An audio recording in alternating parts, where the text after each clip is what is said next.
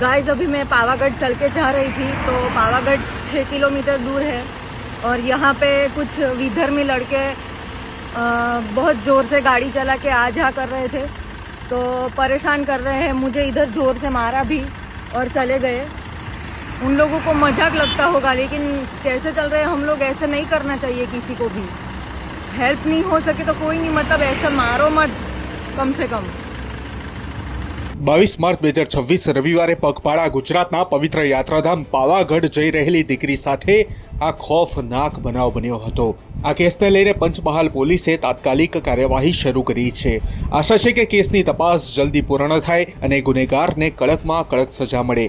પરંતુ તમે એ ઘટના વખતના સમય વિશે વિચારી શકો છો કે પોતાની સામે એ આરોપીઓને જોઈને આ દીકરીની હાલત કેવી થઈ હશે। તો આ કેસને લઈને અને ગુજરાતમાં દીકરીઓની સુરક્ષા મુદ્દે તમારું શું માનવું છે અને એટલું જરૂર કહેજો કે એવું તો કયું કારણ છે કે ગુનેગારોમાં આટલી હિંમત આવી જાય છે, તેના વિશે પણ કોમેન્ટ કરો।